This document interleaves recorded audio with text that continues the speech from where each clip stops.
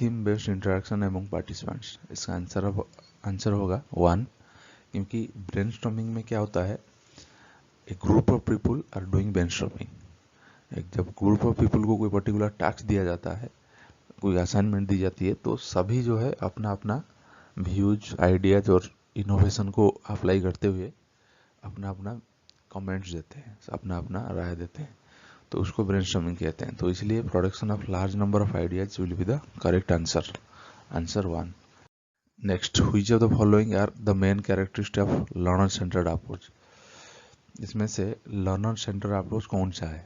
It is based on a rigid curriculum, ये एक rigid curriculum के ऊपर आधारित है। It is centred on a cooperative determination of subject matter, ये एक ऐसा पैटर्न है, ऐसा आइडिया है जिसमें cooperative determination of subject matter के बारे में ज़्यादा फोकस की जाती है।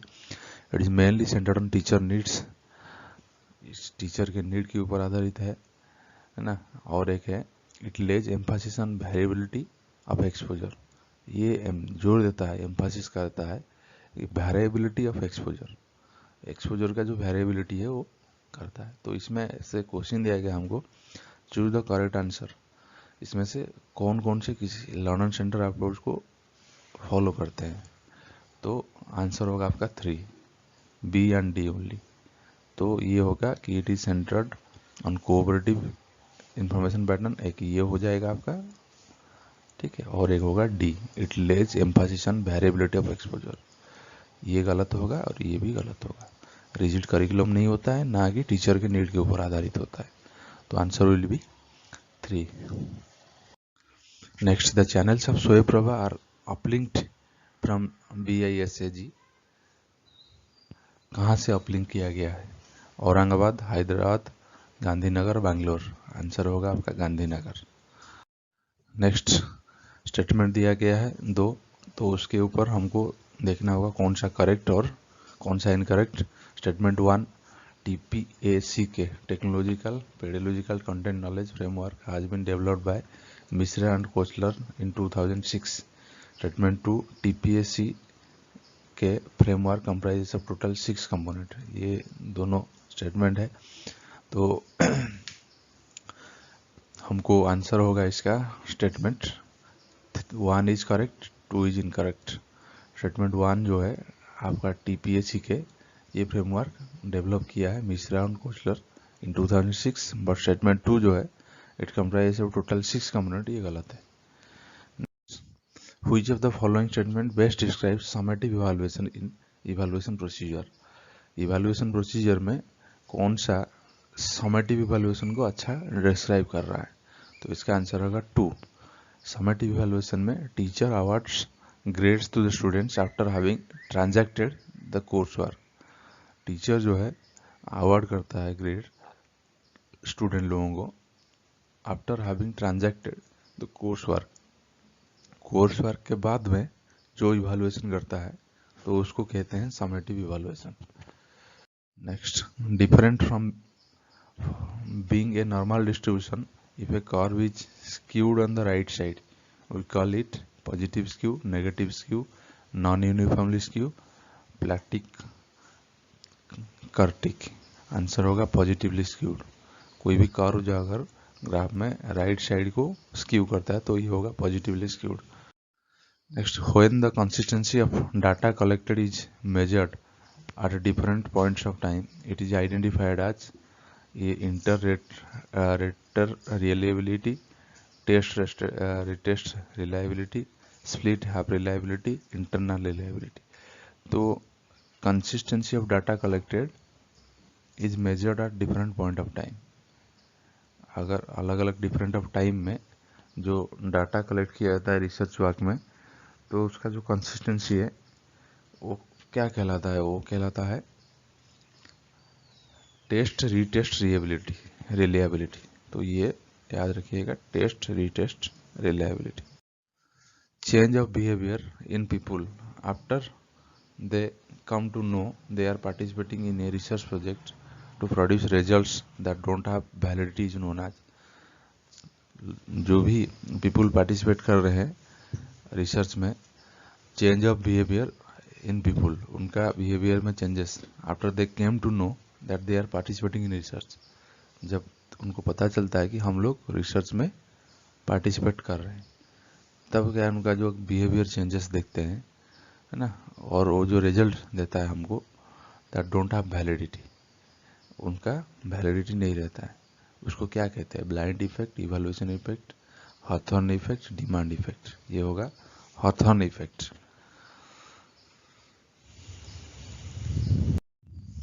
Some of the threats to internal validity in research: quasi-experimental research design, pre-testing, iteration, history, maturation। ये कह रहा है कोई भी इंटरनल वैलिडिटी रिसर्च का, कोई भी इंटरनल वैलिडिटी में क्या क्या खतरे हैं, थ्रेट क्या क्या है? Pre testing, iteration, history, maturation. ठीक है, तो ये आंसर होगा 4, आइटरेशन, नेक्स्ट डी हिस्ट्री, ई मैचुरेशन। ये तीनों जो है खतरा है, किसके लिए? ना रिसर्च का जो इंटरनल वैलिडिटी है उसके लिए खतरा है। Next, given below are 2 statements, 2 statement दिया गया है। In focus group discussion the moderator is suppose to provide a level climate for participant to open up. Statement 2 दिया गया है, participants of focus group discussion should rant individual experiences for comparison. दोनों statements में से कौन सा true है कौन सा फॉल्स है हमको डिसाइड करना होगा। तो पहला दिया है, फोकस ग्रुप डिस्कशन जो होता है उसमें जो मॉडरेटर होते हैं suppose to provide a liberal climate, वो हमेशा एक लिबरल क्लाइमेट देता है, प्रोवाइड करता है। किसको? ना जो ग्रुप डिस्कशन में पार्टिसिपेंट कर रहे हैं मेंबर को, उनको खुल के बात करने के लिए एक लिबरल क्लाइमेट देता है। ये ठीक है, ये सही होगा, क्योंकि जो मॉडरेटर है अगर वो लोगों को लिबरल होने के लिए नहीं देगा तो लोग अपना बात नहीं रखेंगे, तो ये सही है। स्टेटमेंट 2 में दिया है, participants for focus group discussion should rant individual experience पर कंपैरिजन। कंपैरिजन करने के लिए वो अपना इंडिविजुअल एक्सपीरियंस को सामने रखेंगे। तो ये जब ग्रुप डिस्कशन की बात आती है तो कंपैरिजन की बात नहीं होना चाहिए, तो इसलिए फॉल्स होगा। तो इसका आंसर होगा 3। Statement 1 is true but statement 2 is false. In communication, denotation is the level of dash. Communication में denotation is the level of belief, contrast, description और dissent। तो इसका आंसर होगा description। Next, symbols provide meaning when used in contrasting style, random order, non-specific context, specific cultural context. तो इसका answer होगा specific cultural context. Symbol provides meaning, symbol जो है meaning provide करता है। Symbol provides meaning when used in a specifical cultural context. कोई अगर स्पेसिफिकल cultural context की बात करें तभी सिंबल जो है मीनिंग प्रोवाइड करता है। A hot medium is characterised by non-mechanical components, low audience participation, it envelops only one sense, large amounts of information supplies, high audience participation। Choose the correct answer from the option given below। इनमें से कौन सा सही है ना, उसको आप choose करेंगे। आंसर होगा 2, बी सी डी। ठीक है, बी सी और D. Low audience participation, it involves only one sense, large amount of information supplies. ठीक है, ये करेक्ट आंसर है। इसका क्वेश्चन इनकम्प्लीट लग रहा है, शायद कॉपी पेस्ट में जहाँ से क्वेश्चन लाया गया है ये गलत हुआ है, तो इसके लिए माफ़ी चाहता हूँ। देखेंगे अगले बार में इस चीज़ को, हम इस एरर को ना हो उसके लिए ध्यान देंगे। 2 स्टेटमेंट दिया गया है, स्टेटमेंट 1 और 2। इसमें देखेंगे कौन सा ट्रू कौन सा फॉल्स। स्टेटमेंट 1 में दिया गया है, in the initial stages mass communication was considered as a study of propaganda. जब इनिशियल स्टेजेस में जब मास कम्युनिकेशन की बात किया जाता था तो एक प्रोपागेंडा मानते थे उसको, ये ट्रू है। सेगमेंट 2 में now it has its linguistic component, अभी इसका ये linguistic component in terms of sine code and language, अभी जो लिंग्विस्टिक कंपोनेंट है इसमें साइन कोड और लैंग्वेज ऐड किया गया है ना। पहले प्रोपागेंडा माना जाता था, तो ये भी ट्रू है। तो आंसर हो गया इसका 1, बोथ स्टेटमेंट 1 एंड 2 आर। अभी देखिए दो स्टेटमेंट दिया गया, mass communication supplies an inventory of public messages and allows for monitoring of social values. Mass communication जो है ये इन्वेंटरी ऑफ पब्लिक मैसेजेस, इसमें पब्लिक मैसेज का इन्वेंटरी को सप्लाई करता है and allows of the monitoring of social values, ये उसको भी अलाउ करता है कि सोशल वैल्यू को जो मॉनिटर करने के लिए जो चीज़ है उसको अलाउ करता है, तो ये ट्रू है। नेक्स्ट ये हो गया आपका ट्रू।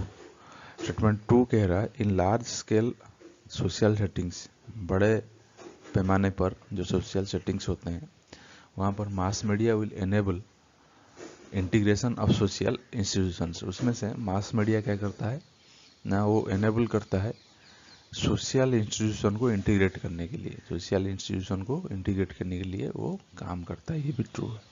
तो आंसर होगा 1। Next, an amount of 8,500 becomes 9,500 in 3 years। 8,500 रुपया जो है 9,500 रुपया बन जाता है 3 साल में, मतलब बढ़ गया कितना, 1,000 बढ़ गया, इंटरेस्ट 1,000 है ना, ये हो गया इसका इंटरेस्ट हो जाता है। प्रिंसिपल वैल्यू क्या हो गया, आई पी कितना हो गया 8,500, ठीक है। टाइम कितना लग गया यहाँ पर, टी लग गया 3 ईयर लग गया। तो यहाँ पर ये इंटरेस्ट की क्वेश्चन है, तो यहाँ पर आपको फार्मूला उसी हिसाब से लगाना होगा, टी हो गया 3। तो the sum of simple rate of interest, ये सिंपल इंटरेस्ट का क्वेश्चन है। How much amount of rupees 10,200 will become in 5 years at the same rate of interest. पहले हम आर निकालना होगा, ये आर निकालने के बाद इसके क्वेश्चन का आंसर निकल जाएगा। इसके लिए सिंपल फार्मूला है I is equal to P T R by 100, ये फार्मूला आप डालेंगे, ठीक है। ये फार्मूला में से आपको आई गिवन है, पी गिवन है, टी गिवन है, तो आर आपको मिल जाएगा। तो जब आर मिल जाएगा तो उसी आर का आधार पर आप 5 साल में, टी 5 साल में जो सेकंड फैक्टर आप निकालेंगे, टी उसमें 5 रहेगा, उसमें पी रहेगा आपका 10,200, ठीक है, 10,200, ठीक है। आर आपका जो निकालेंगे आप पहले इसमें से जो निकालेंगे आर, वो ये R P T R by 100 निकालने के बाद आपका इंटरेस्ट आ जाएगा, कितना इंटरेस्ट आ रहा है, तो कितना हो जाएगा इंटरेस्ट आने के बाद फिर प्रिंसिपल में मिला दोगे, जो भी इंटरेस्ट आएगा इसमें से आई और पी को मिला दोगे, पी कितना था 10,200, मिलाने के बाद आंसर आपका आएगा 12,200। A man looks at the photograph of a person, कोई भी फोटोग्राफ में देखते हुए, a man looks at the photograph of a person x, x का एक फोटो है, ठीक है। एक्स का फोटो को देखते हुए एक आदमी, ठीक है, एक आदमी जो है बोल रहा है, इस फोटो को दिखाते हुए बोल रहा है, सेज सी, मतलब ये फीमेल है, देख लीजिए ये हो गया फीमेल, ये हो गया फीमेल। तो सी वो कह रहा है कि सी, ये कह रहा है कि सी मतलब क्या है, ये एक लेडी है, ये एक लेडी है, ये माइनस कर देते हैं, लेडी का सिंबल माइनस कर देते हैं।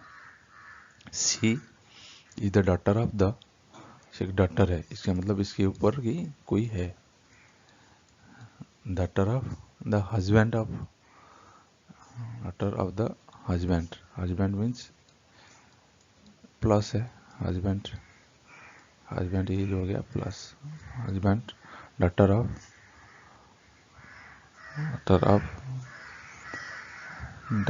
the husband of only daughter of father of my brother-in-law.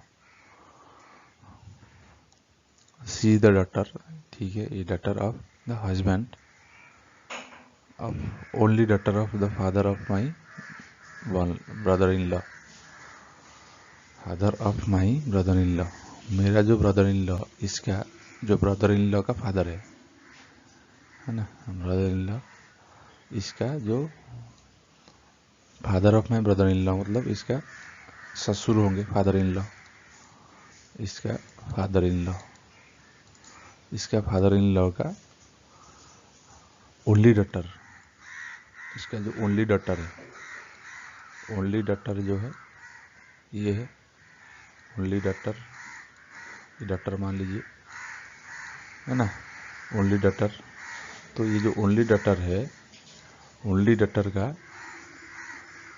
है ना हस्बैंड, ये हो गया उसका हस्बैंड, डॉटर का हस्बैंड का ये डॉटर है, तो इसका आंसर होगा ये डॉटर, द पर्सन जो है डॉटर, इसका रिलेशन क्या होगा इसके साथ, ये डॉटर होगा। तो कह रहा है इसका ससुर का जो ओनली डॉटर का जो हस्बैंड है, मतलब ये है ओनली डॉटर है, उसका हस्बैंड ये है, यही पर्सन जो दिखा रहा है उंगली, तो उसका डॉटर है ये, तो मतलब ये इसका डॉटर है, तो आंसर हो गया इसका daughter. A person starts from point A and walks 30 metres in north direction. A point से निकला, starts from point A and walks 30 metres in north direction. तो अगर हम इसको ईस्ट कहेंगे तो ये हो जाएगा आपका वेस्ट, ये हो जाएगा आपका साउथ, ये हो जाएगा आपका नॉर्थ। तो पर्सन कहाँ से कहाँ गया, ए वॉक्स 30 मीटर्स इन नॉर्थ डायरेक्शन, पहले ये यहाँ से था, यहाँ से ये 30 मीटर गया, 30 मीटर, इसके बाद north direction and then 20 metre towards west, west को 20 मीटर गया, इधर को ये कितना 20, ठीक है, एंड रीचेस से पॉइंट बी, अभी कहाँ पर पहुँच गया बी, ये पॉइंट क्या था A. Thereafter he takes a southward turn, वहाँ से एक साउथ वर्ड टर्न लिया, साउथ वर्ड टर्न ले लिया उसने यहाँ पर इस डायरेक्शन में, and walks 10 metres from point 10 metres to point C, यहाँ से 10 मीटर आया, यहाँ जो है 10 मीटर आया सी पॉइंट के लिए। After that he turns eastward, फिर वो क्या किया ईस्ट को गया इधर को, एंड कवर्स 15 मीटर, यहाँ कितना आया 15 मीटर आ गया, and covers eastward and covers 15 metre to point D, अभी जो पॉइंट आया ये पॉइंट डी में आ गया। Finally turning to his right he walks 20 metres, फिर वो 20 मीटर्स फिर आया, ठीक है, फिर आ गया 20 मीटर, ठीक है।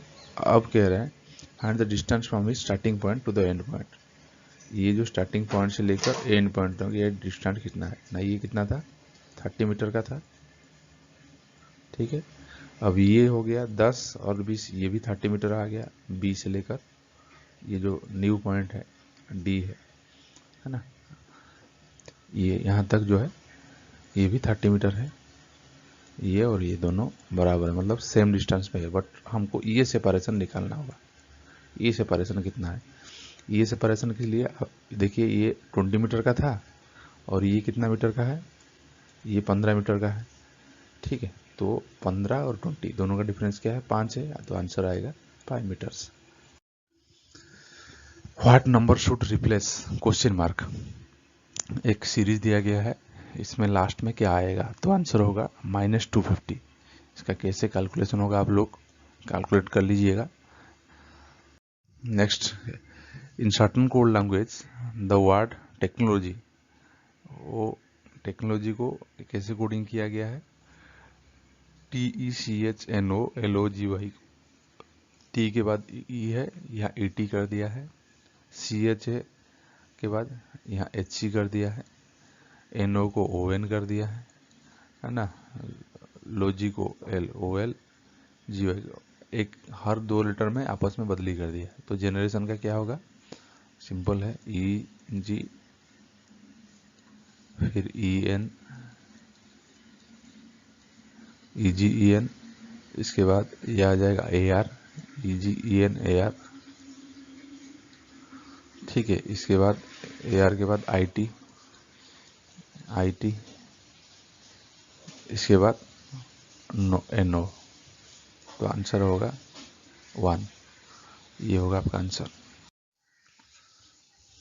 Critics of Freudian theory should get themselves psychoanalyzed because opposition to the theory is itself caused by unconscious resistance arising from the Oedipal complex, which according to Freud distorts one's thinking, which logical fallacy is committed in the above argument। इसमें से कौन सा logical फालासी commit किया गया है?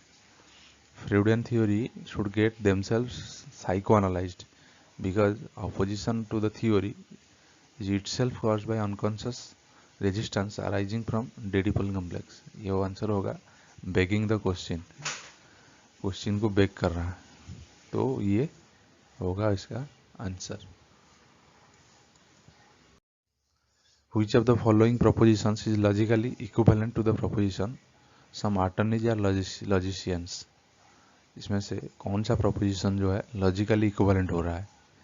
किसका equivalent हो रहा है ना? some attorneys are logicians, some logicians are not attorneys, some attorneys are non-logicians, some logicians are attorneys, some attorneys are logicians है तो some logicians are attorneys होंगे definitely। तो ये आंसर 3 होगा।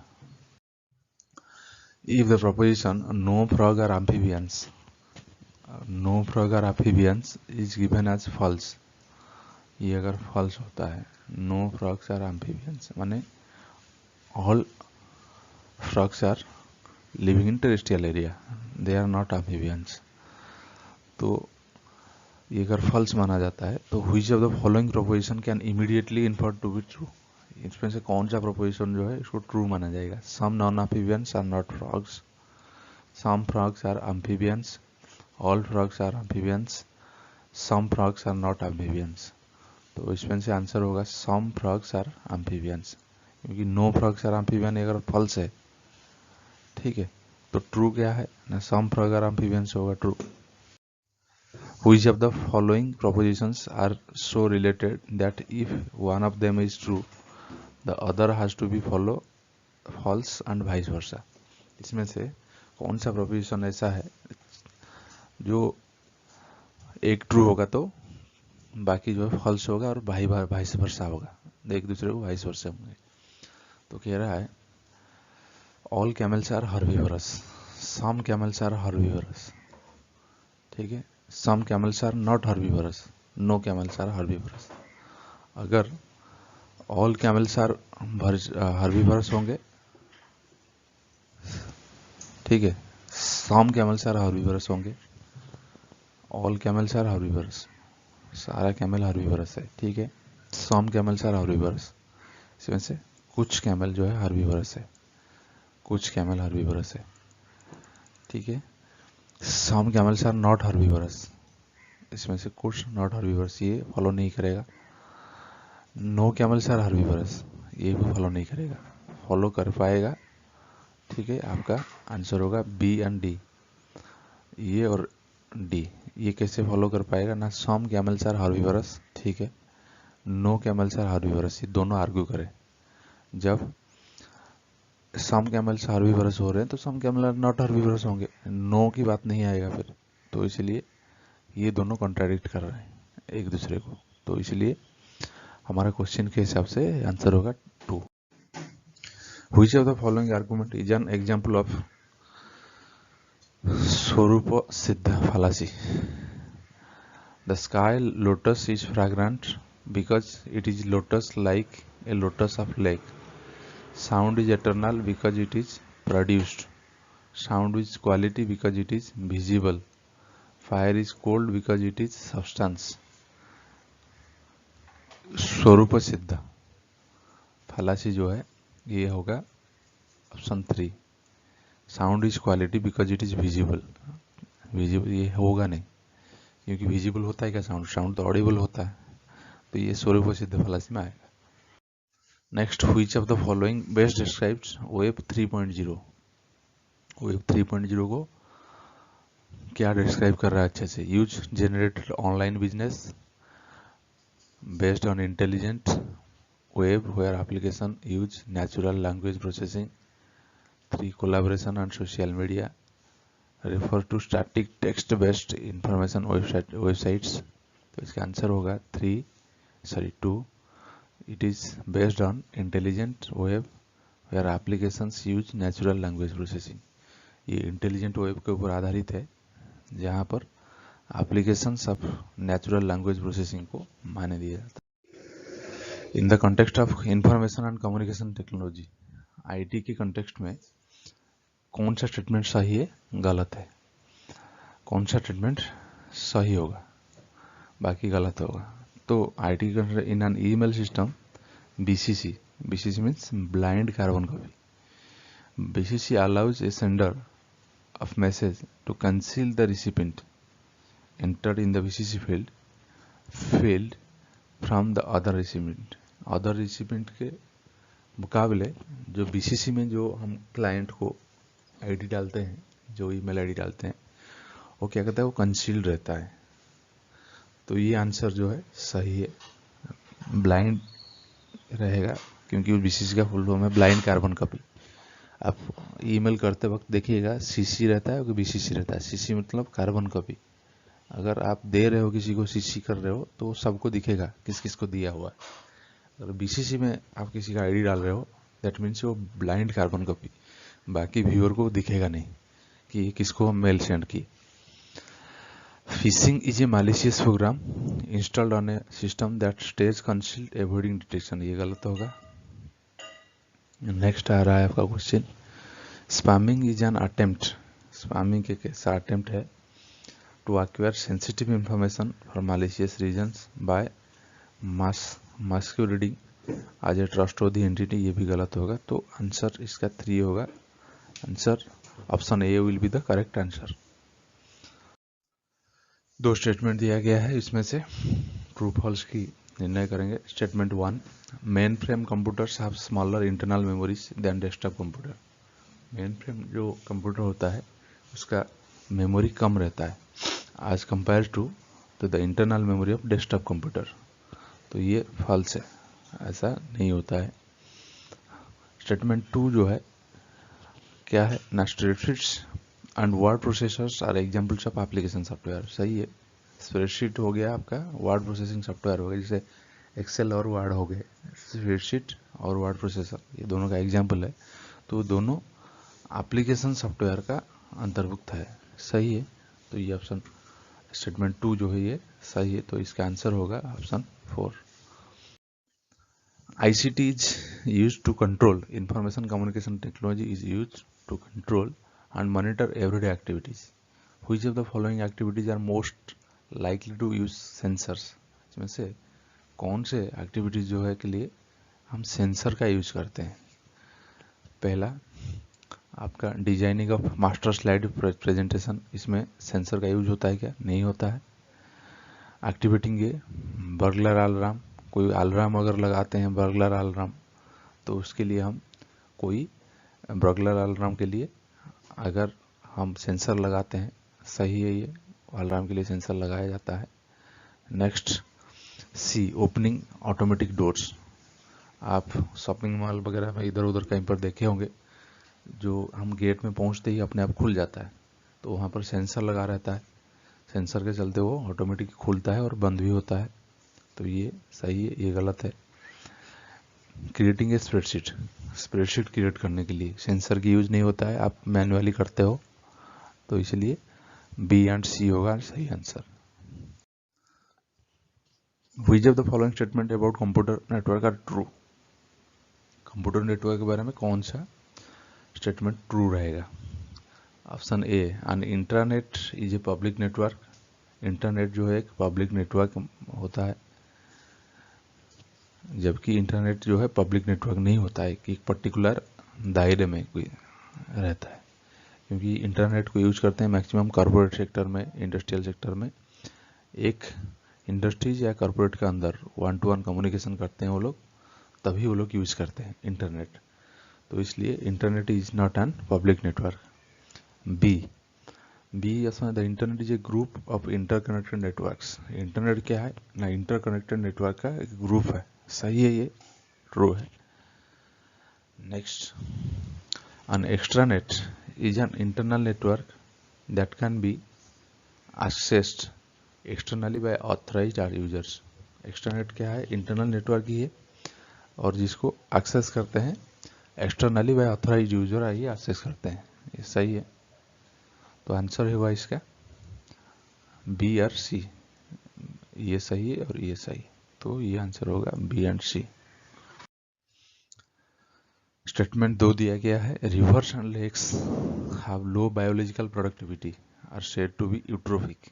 रिवर और lake that have low biological productivity, जहाँ पर biological productivity कम है ना, तो इसको यूट्रोफिक माना जाएगा। स्टेटमेंट 2 कह रहा है, rivers and lakes that are rich in organisms and organic materials are called oligotrophic.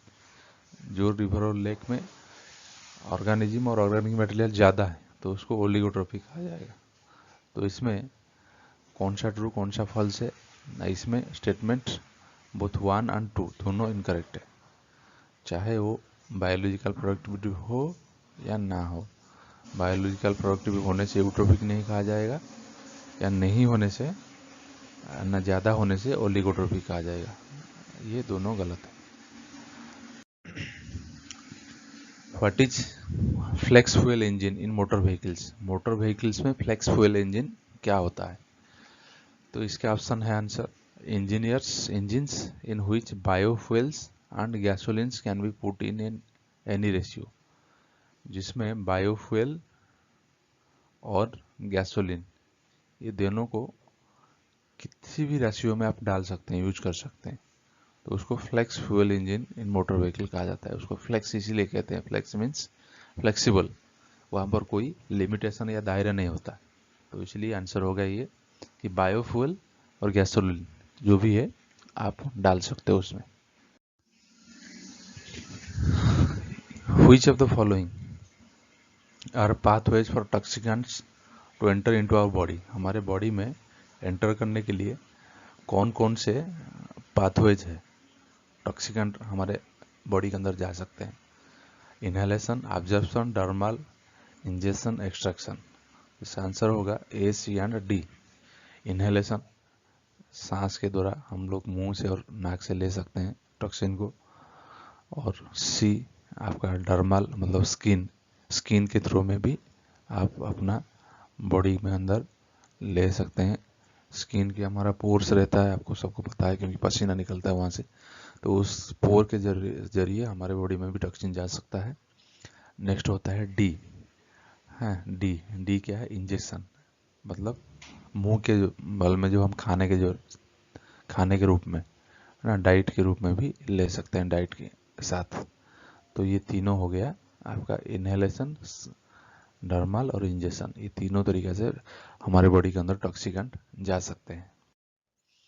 In order to limit the rise in global temperature to 1.5 degree centigrade over pre-industrial level, IPCC indicates that International Protocol for Climate Change IPCC indicate करता है that world has to reduce emission of greenhouse gas to the extent of कितना % हमको घटाना जरूरी है 2030 तक। अगर हमको है ना limit the rise in global temperature 1.5 degree centigrade over pre industrial levels.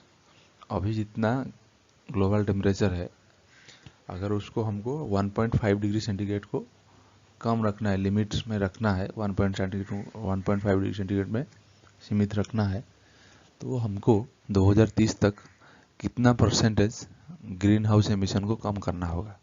Answer होगा 3, 45% ग्रीन हाउस जो है हमको कम करना होगा, तब जाके हम जो है 45% अगर कम कर पाएंगे तब जाके हमारा 1.5 डिग्री सेंटीग्रेड जो टेम्परेचर है राइज इन ग्लोबल टेम्परेचर वो कम हो।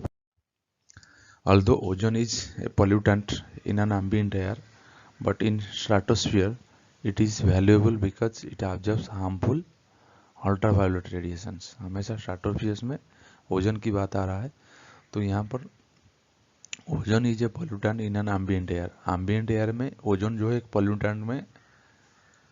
पोल्यूटेंट के रूप से माना जाता है, बट स्ट्राटोस्फीयर में इट इज़ वैल्यूएबल होता है because it observes harmful ultraviolet radiation. जो सूरज से जो अल्ट्रावायलेट रेडिएशन आता है उसको स्ट्राटोस्फीयर में ये ओजोन लेयर जो होता है ऑब्जर्व कर लेता है, नहीं तो हम लोग जो है कैंसर से पीड़ित होते हैं सभी। Which of the following specific programs are initiated by UGC? UGC इसमें से कौन सा प्रोग्राम को इनिशिएट किया है to promote the values and ethical practices. Values और एथिकल प्रैक्टिसेस जो है उसको प्रमोट करने के लिए कौन सा स्पेसिफिक प्रोग्राम को यूजीसी ने अडॉप्ट किया है, इनिशिएट किया है? आंसर जो है इसका 4 A, B एंड D। जीवन कौशल, गुरु दक्षता, ठीक है, और दीक्षारंभ, ठीक है। जीवन कौशल, दीक्षारंभ और गुरु दक्षता, तो ये तीनों जो है यूजीसी ने इनिशिएट किया है वैल्यूज और एथिकल प्रोसेस को प्रैक्टिस को प्रमोट करने के लिए। टेक्निकल एजुकेशन, ये तीनों जो है डिफरेंट है, इसलिए ये ट्रू है, ये फॉल्स है, तो ये आंसर होगा आपका 3। Next, which of the following are true are the states universities of India. इसमें से कौन कौन से यूनिवर्सिटी जो है स्टेट यूनिवर्सिटीज है? सरदार पटेल यूनिवर्सिटी गुजरात, नागालैंड यूनिवर्सिटी नागालैंड, आचार्य Nagarjuna university Andhra Pradesh, Guwahati university Assam, Sikkim university Sikkim. तो इसका आंसर होगा A, C और D, ठीक है। सरदार पटेल यूनिवर्सिटी गुजरात ये स्टेट यूनिवर्सिटी है, आचार्य नागार्जुन यूनिवर्सिटी ये भी स्टेट यूनिवर्सिटी है, और सिक्किम यूनिवर्सिटी ये स्टेट यूनिवर्सिटी है। नागालैंड यूनिवर्सिटी जो है सेंट्रल यूनिवर्सिटी आता है, गुवाहाटी यूनिवर्सिटी भी सेंट्रल यूनिवर्सिटी आता है। Which of the following are included among the institutes of agricultural research? इसमें से कौन कौन से है ना जो कि एग्रीकल्चरल रिसर्च का इंस्टीट्यूट में आते हैं? Indian council of agricultural research, Indian institute of food technology, central agricultural marketing department, Indian dairy research institute. इसका आंसर होगा चारों A, B, C, D, ठीक है। ये चारों जो है एग्रीकल्चर रिसर्च के फील्ड में आते हैं, A, B, C, D। 2 question statement दिया गया है, तो इसमें से कौन सा सही है गलत है हम तय करेंगे। पहला statement 1, in ancient India education was free. पुरातन जो इंडिया में भारत में समय एजुकेशन फ्री था, ठीक है, सही, ये सही है, एजुकेशन फ्री था, ट्रू है। Statement 2, in ancient India education was centralised. Education centralised था, ये गलत है, एजुकेशन सेंट्रल